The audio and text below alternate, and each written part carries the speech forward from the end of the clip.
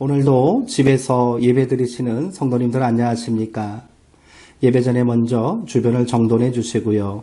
성경책, 찬송가, 헌금을 미리 준비하시어 경건한 예배 가운데 나아오시기 바랍니다. 오늘은 부활절 6번째 주일입니다.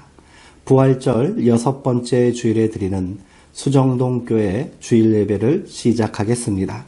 다 함께 묵상으로 기도하시겠습니다. 여호와께 감사하고 그의 이름을 불러 아뢰며 그가 하는 모든 일을 만민 중에 알게 할지어다. 그에게 노래하며 그를 찬양하며 그의 모든 기이한 일들을 말할지어다. 그의 거룩한 이름을 자랑하라. 여호와를 구하는 자들은 마음이 즐거울지로다. 어제나 오늘이나 영원토록 변함이 없는 사랑으로 우리를 돌보시는 하나님, 한 주간을 사는 동안에는 우리와 동행하시며 선하고 의로운 길로 인도하시고 거룩한 주일에는 기쁨과 평안 중에 성전에 나와 예배드리게 하시니 감사합니다. 주님과 함께하며 예배하는 복된 시간, 크신 사랑과 은총을 내려주셔서 저희들의 심령을 만족하게 하옵소서. 우리가 드리는 찬송과 예물은 하나님께 기쁨이 되기를 원하오며 우리가 올리는 기도는 향기와 같이 하늘 보좌에 상달되어 응답되기를 원합니다. 예배의 시종을 주님께 맡기오며 예수님의 이름으로 기원하옵나이다. 아멘. 이제 다 함께 찬송가 219장 주 하나님의 사랑은 찬송하겠습니다.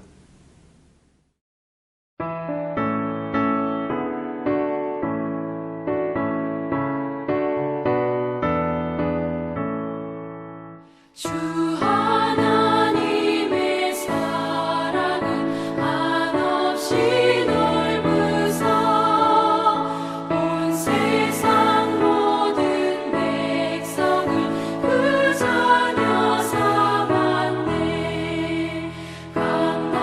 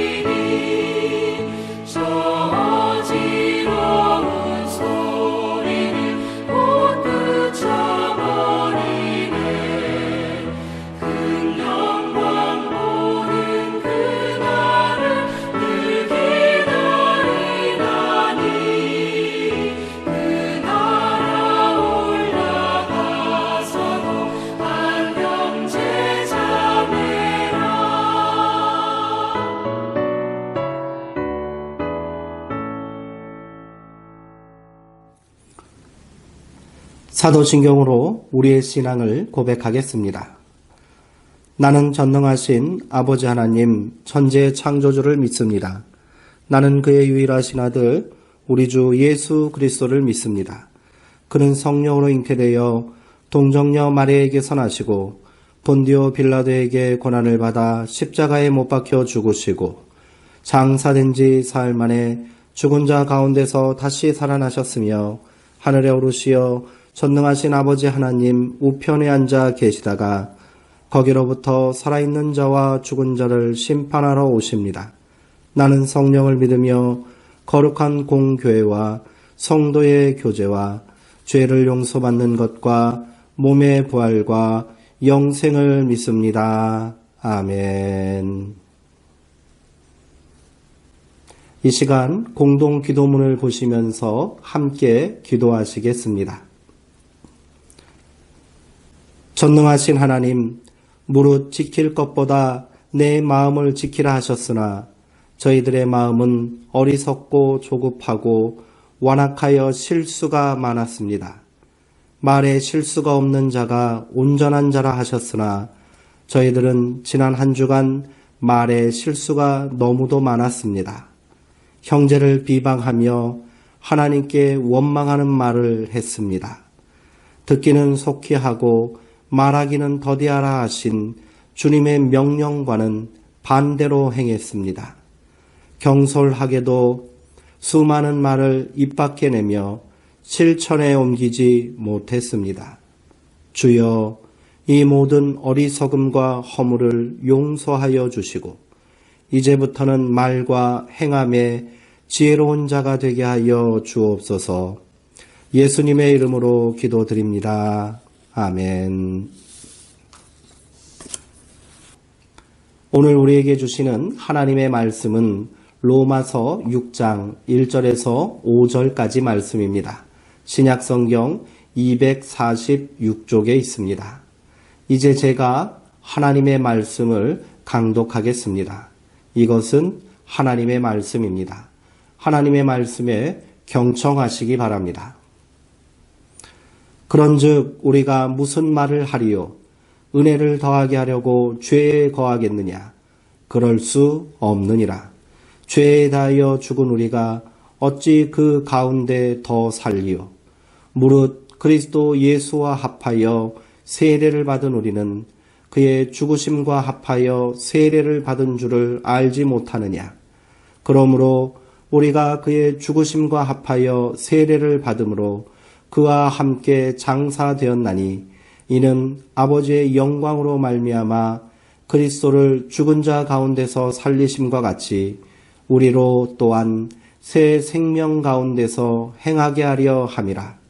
만일 우리가 그의 죽으심과 같은 모양으로 연합한 자가 되었으면 또한 그의 부활과 같은 모양으로 연합한 자도 되리라. 아멘. 같은 모양으로 연합한 자라는 제목으로 하나님의 말씀을 함께 나누도록 하겠습니다. 죽은 자들이 어떻게 살아나며 어떠한 몸으로 오느냐에 대한 바울의 대답은 의외로 명료합니다.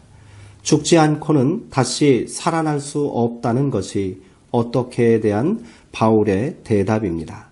그리고 죄로 인해 죽어있는 육의 몸이 심겨져 영적인 몸으로 다시 살아나는 것이 어떠한 몸으로? 라는 질문에 대한 답변이 될 것입니다. 결국 바울은 부활을 죽어야만 소망할 수 있는 삶의 변화, 몸의 변화로 본 것입니다. 이 죽음을 수명이 다하여 숨을 거두는 그런 죽음으로 오해해서는 안 될 것입니다. 언젠가 한 번은 죽어야 할 그 죽음을 그리스도 안에서 미리 죽는, 그래서 더 이상 죽음의 권세가 우리를 지배하지 못하게 하기 위한 죽음을 말하는 것입니다. 그래야 죽음의 권세 앞에서도 사망아, 너의 승리가 어디 있느냐 하고 담대히 외칠 수 있는 것입니다. 바울의 주장은 로마서에서 더욱 분명하게 드러납니다. 죄를 통해서 죽음이 들어왔고 그 죄가 죽음 안에서 우리를 지배하고 있다는 것입니다. 그래서 그리스도 안에서 우리 스스로가 그 죽음을 미리 죽어버린다면 더는 죄와 죽음이 우리를 지배할 수 없지 않겠느냐 하는 논리입니다. 오늘은 로마서의 말씀을 통해 죄로부터의 죽음과 그리스도 안에서 다시 살아남에 대한 바울의 주장을 함께 나누어 보도록 하겠습니다. 바울은 로마서 6장 2절에서 그리스도 예수와 합하여 세례를 받은 우리는 그의 죽으심과 합하여 세례를 받은 것이라고 말합니다. 그러므로 세례를 단순히 기독교인이 되기 위한 종교적인 의례 정도로 이해해서는 안 됩니다. 세례는 그리스도와 함께 죄에 대하여 죽는 것이며 더 나아가 그리스도와 합하여 다시 사는 것을 의미합니다. 복음서에 등장하는 세례 요한은 죄 사함을 위한 회개를 설교했습니다. 사람들은 먼저 자기의 죄를 고백하고 요단강에서 요한에게 세례를 받았습니다. 그런데 누가복음에서 요한은 세례를 받으러 나온 무리들을 향하여 독사의 자식들이라고 호통을 쳤습니다. 큰맘 먹고 세례 받으러 나왔다가 독사의 자식들이 되고만 셈입니다. 요한은 이들이 영악스럽게도 장차 올 징벌을 피할 목적으로 세례를 받으려 했다고 분노했습니다. 그래서 회개에 합당한 열매를 맺으라고 윽박을 지릅니다. 조금 더 달라진 삶을 살지 않으면서 어찌 회개했다고 말할 수 있겠으며 회개하지 않는 사람에게 어찌 세례를 베풀 수 있느냐는 것입니다. 단순히 뉘우침 정도의 회개가 아니라 구체적인 삶의 변화를 촉구하는 메시지인 거지요.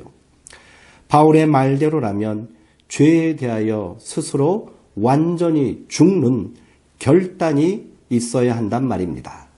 이러한 말씀에 비추어 보면 우리는 과연 제대로 세례를 받기는 한 것인가 걱정이 듭니다. 세례를 받기 전이나 후나 우리는 스스로를 죽이는 결단과 회개에 합당한 열매를 맺는 삶을 살기는 한 것입니까? 두렵기만 합니다. 이러한 과정 없이 세례를 받고 기독교인이 되었으니 교회 안에서도 지금까지 세상에서 살아온 버릇 그대로 살고 있습니다. 기독교인이 되었어도 회개에 합당한 열매를 맺지 못하고 목사가 되고 장로가 되고 집사 권사가 되었으니 교회가 세상 사람들에게 본이 되지 못하고 오히려 비난을 받고 있는 것은 아니겠습니까? 단 한 번의 세례로 기독교인이 되었으니 구원은 따놓은 당상이라고 생각하는 우리 믿음의 허구성을 이대로 방치한다면 교회의 개혁과 부흥, 신앙의 갱신은 잠꼬대에 불과할 수밖에 없습니다. 바울도 우리와 똑같은 생각을 했던 것은 아닐까요? 그래서 나는 날마다 죽노라 이렇게 몸부림치며 외친 것은 아니겠습니까? 세례는 죽어야 다시 살 수 있다는 깨달음에 대한 결단과 응답의 시작인 거예요. 그렇게 매 순간 날마다 죽는 결단으로 변화된 삶을 사는 투쟁과 같은 믿음의 길을 이어가야만 합니다. 때때로 여전히 변화되지 않는 스스로를 바라보고 있노라면 한없는 자괴감으로 부끄럽고 절망스러울지라도 그 걸음을 멈춰서는 안 됩니다. 때로는 세상의 유혹과 감당할 수 없는 고난이 닥쳐온다 해도 포기하거나 뒤돌아봐서도 안 되는 거지요. 그러기에 신앙인의 삶을 나그네의 삶이요 순례자의 삶이라고 하는 것 아니겠습니까? 바울이 세례의 의미를 집중적으로 언급한 로마서 6장을 다시 한번 눈여겨보시기 바랍니다. 바울은 3절과 4절에서 우리는 그리스도 예수와 합하여 세례를 받았고 그의 죽으심과 합하여 장사되었으니 이는 하나님께서 예수님을 다시 살리신 것 같이 우리 또한 다시 살리시어 새 생명 가운데 살게 하려 하심이라 말합니다. 그리고 5절에서 바울은 가슴 벅찬 희망의 메시지를 전하고 있습니다.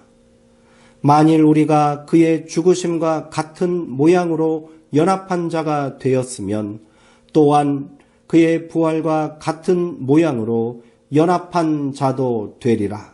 아멘. 여기서 우리는 합하여, 연합하여 라는 단어를 주목할 필요가 있습니다. 우리말 성경에 합하다 또 연합하여라고 번역된 헬라어 에이스는 밖에서 안으로 들어가는 동작을 나타낼 때 사용됩니다. 그러므로 세례는 나를 버리고 그리스도 안으로 들어가는 완전한 합의를 의미합니다. 이것은 단순히 흉내를 내고 모양을 내고 입술로 하는 고백이 아닌 완전한 존재의 변화를 말하는 것입니다. 그래야 씨앗이 심겨져 죽고 새로운 형체로 변화되듯이 우리 죽은 몸도 예수님처럼 다시 부활할 수 있는 것입니다. 또한 5절에 연합한 자는 함께 자라는 자라는 뜻도 가지고 있습니다. 바울은 부활을 예수님과 함께 계속해서 자라나는 성숙의 과정으로 이해한 것 같습니다. 그는 우리가 세례를 통해 죄인된 내가 그리스도 안에서 스스로 죽기를 결단했다면 그리스도 안에서 함께 자라서 그와 같은 모습으로 닮아가는 것이라는 희망을 우리에게 전하고 있습니다. 이러한 믿음을 토대로 바울은 6절 이하의 말씀에서 이렇게 증언합니다.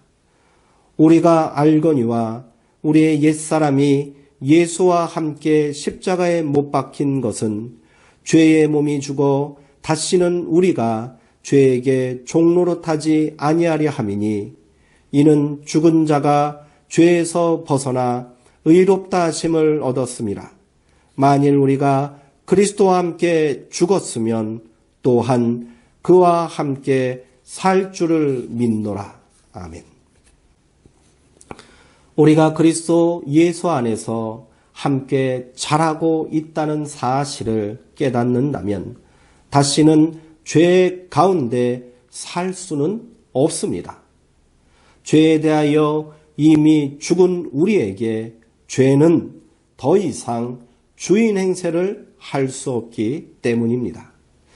그러므로 우리는 죄에서 해방되어 그리스도와 함께 자라나서 의로운 부활의 삶을 살 줄을 믿어야 하고 이러한 삶을 소망하며 살아야 하는 겁니다.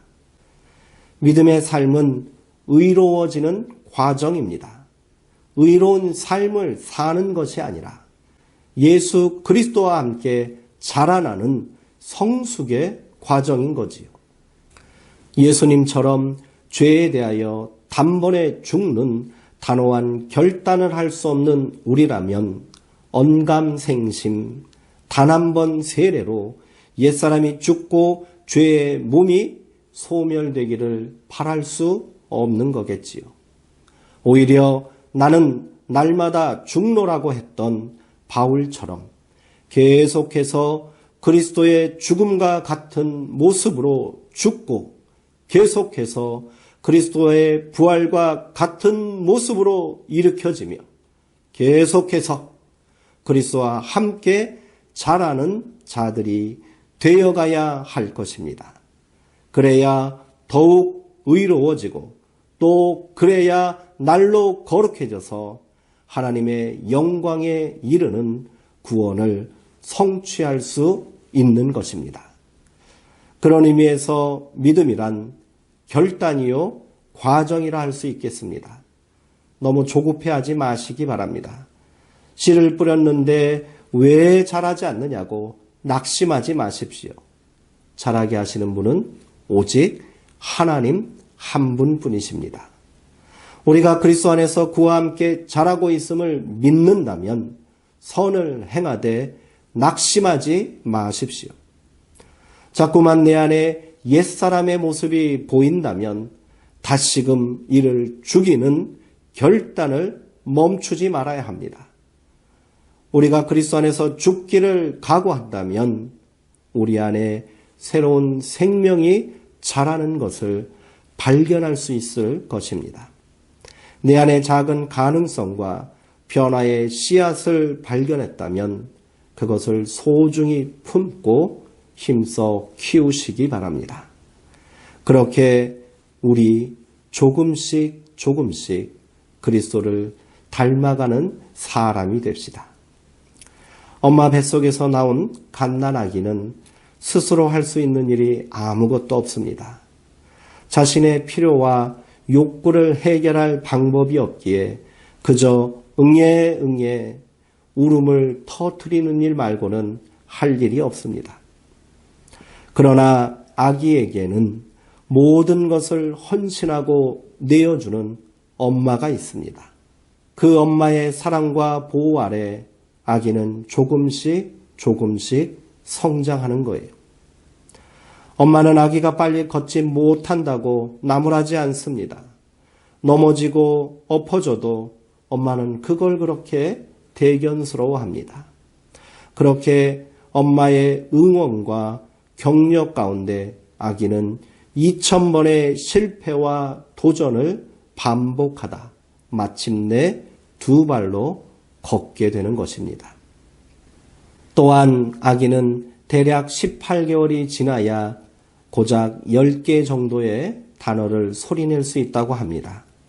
이 시간 동안 아이는 엄마 아빠의 목소리에 귀를 기울이고 입모양을 수천 번, 수만 번 흉내내면서 단어 하나하나를 배워나갑니다. 그렇게 우리도 훌륭하게 자라 어른이 된 것입니다. 우리의 믿음도 마찬가지 아니겠습니까?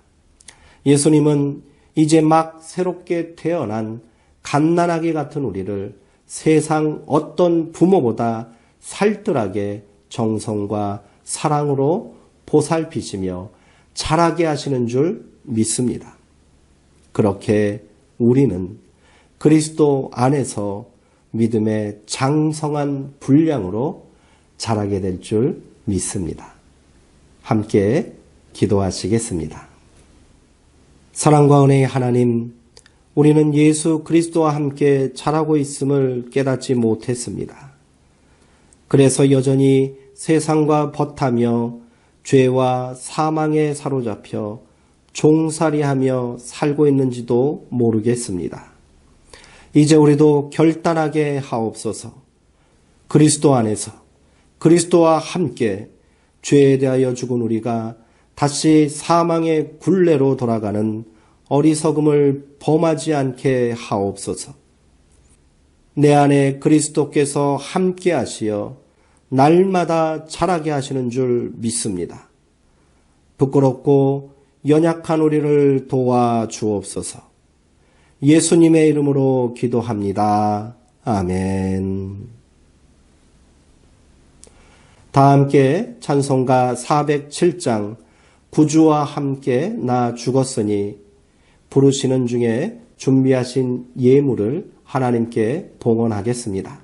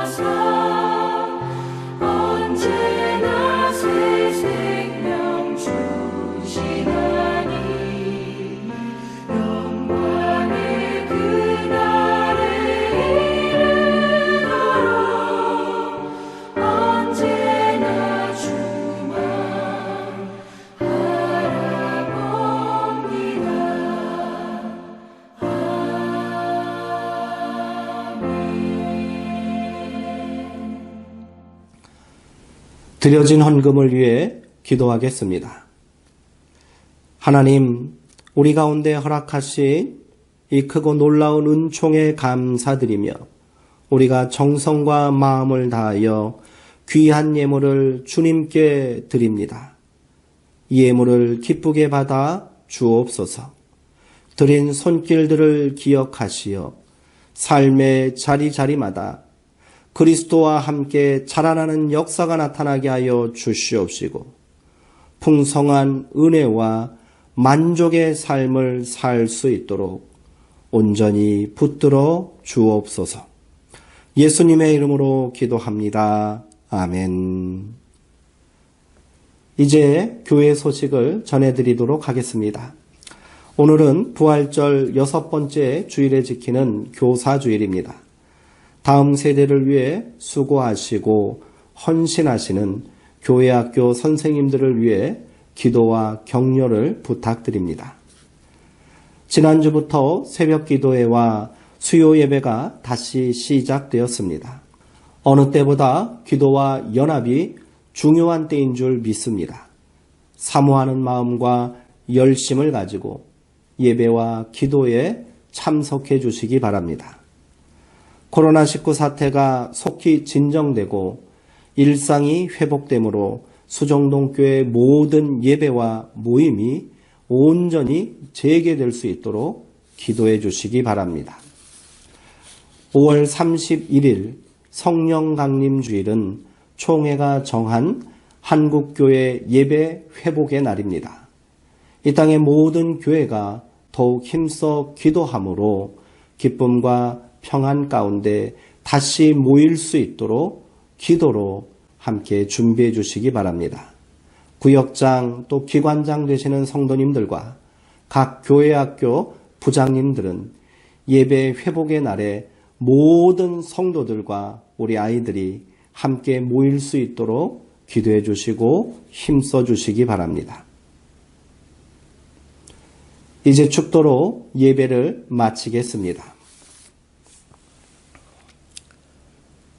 지금은 다시 사신 예수 그리스도의 은혜와 우리로 부활의 참 생명을 살게 하시는 하나님 아버지의 크신 사랑과 연약한 우리를 도우사 세상을 이기고 승리하게 하시는 성령 하나님의 교통하심이 이 시간 예배드리는 모든 성도들의 머리 위와 이들의 삶의 자리 위에 고통 가운데 있는 이 나라 백성들 삶의 자리 위에 지금부터 영원토록 함께 하시기를 간절히 축원하옵나이다. 아멘.